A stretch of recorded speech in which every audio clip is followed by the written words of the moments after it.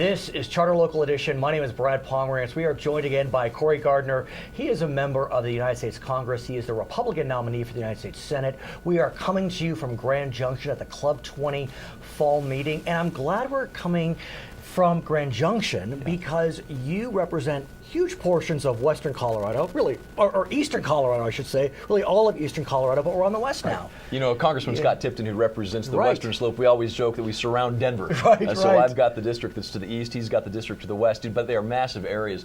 Congressman Tipton has told me that his district is bigger than the state of Florida.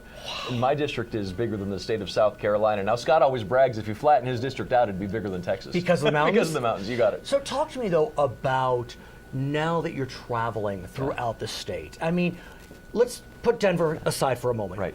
Are Western Slope interests pretty much the same as, Front Range? You know, we have a lot of commonalities. In fact, one of the challenges we have is Eastern Plains versus Western Slope is making sure that we remember that there are other parts of Colorado, and that there should never be a forgotten Colorado, and that's the challenge I think that a lot of elected leaders find when they get into Congress. They seem to, or to the governor's office or to the Senate, they seem to forget that there are other parts of Colorado, and so the Eastern Plains, Western Slope, we oftentimes find ourselves on many issues together, especially in the state legislature. I can remember where the Western Slope, Eastern Plains values would align because they were the interest of rural resource-based districts, and we would rally together to find those answers and solutions that we needed to make our districts better. So what are those values? What are those rallying points for Eastern Plains, Western Slope? Well, it's really about the economy, it's about jobs, it's about how we're going to make sure that our kids have a better starting point than the one that we did. I mean, just take, for instance, where we are today in Grand Junction, Mesa County. The unemployment rate in Mesa County is significantly higher than it is around the rest of the state. It's also higher than it is around the country. And that's because there has been this attitude of, well, you know what, we're going to have a war on coal, we're going to have this war on energy development taking place, and that is borne out right here in Western Colorado. The policies of Washington have hurt places like Mesa County and the Western Slope, and that's why I want to make sure that I'm there to battle for them, so that there is no forgotten Colorado and that we put an end to policies that are hurting jobs. It's interesting, when we walk outside, there's a booth that's in favor of fracking. And fracking in some ways could be seen as incredibly green. In other ways, it could be seen as incredibly dirty. It really depends who you talk to. Some people think it causes earthquakes. Others think it's, the greatest thing since sliced bread. Well, I mean, if you look at the President Obama's own administration, the Department of Energy, the Department of Interior, the head of the EPA, all of them have testified before Congress that hydraulic fracturing is safe. Now, that's a challenge for Senator Udall, because Senator Udall has refused to take a position many times on energy bans that could take place in this state. He's sat back, really, while our energy economy has been jeopardized and threatened. And so if you look at his, some of his own supporters and backers, they've got significant wedge issues right now in energy, and they're fighting very much against themselves. What else are you hearing as you walk, as you talk in Colorado, be it urban, be it rural, wherever it is? What are you hearing? Washington needs to get out of the way. They hear this problem with Washington, they hear about the dysfunction of Washington, and they feel it and see it at home. Whether it's a takeover of their health care, whether it's the 340,000 Coloradans who have their health insurance canceled, whether it's increased regulations from an alphabet soup of agencies at the federal level that are making it more difficult for them to do their jobs. But really, when you think about what's happening, not only in Colorado but across this country, over the past several years here in Colorado, the median household income has declined by over $4,000. That means that people are working harder than ever.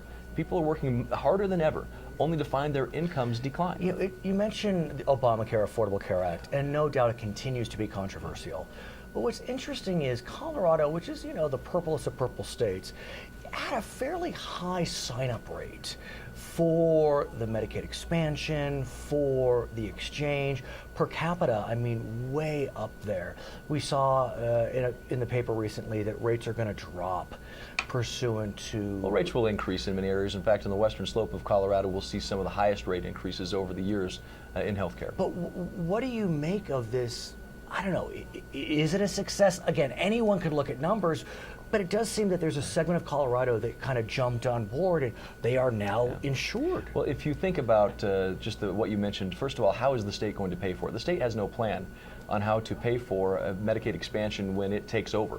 and that is going to be coming up in the next several years, where the state has to bear all of, most of the additional costs, 50% of the cost. 100%, then down to 90%. But then eventually the state's going to pick it up, and so that's the challenge between now and then. How does the state fund this? Are they taking money away from higher education to fund here? You're not in the legislature anymore. The governor hasn't put together a plan. The state legislature hasn't put together a plan. But let's just think about the three primary promises that were made when Obamacare passed. The first promise was that if you liked your health care plan, you could keep your health care plan. That was proved to be the lie of the year. 340,000 Coloradans. I need to go there because you blew me away. I had the honor of interviewing you in Washington, D.C., and you basically sent me a letter which canceled Mr. and Mrs. Cory Gardner's health insurance. That's right. When I got elected to Congress, we made the determination that we would opt out of the congressional health care system. And we had a plan based right here in Grand Junction, actually, through Rocky Mountain Health Plans. We got a letter last August saying that plan had been canceled. So like 340,000 other Coloradans, our health insurance plan was canceled. The plan that we were promised by both Mark Udall and Barack Obama that we could keep. Now, that's just the first promise of Obamacare. The second promise was that if you liked your doctor, you could keep your doctor. Thousands of men and women across this state are finding out that promise of Obamacare is not true either.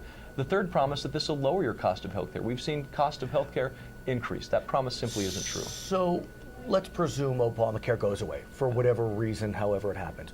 What about these new folks who have signed up, though? Because, they are now insured. Well, I think one of the things that we have to recognize is that what we had wasn't working either. Unfortunately, what Obamacare did and the promises that it made don't work either, and they broke all the promises they made to the American people in order to sell it to them. So I think we do have to find solutions that will increase the quality of care and decrease the cost of care.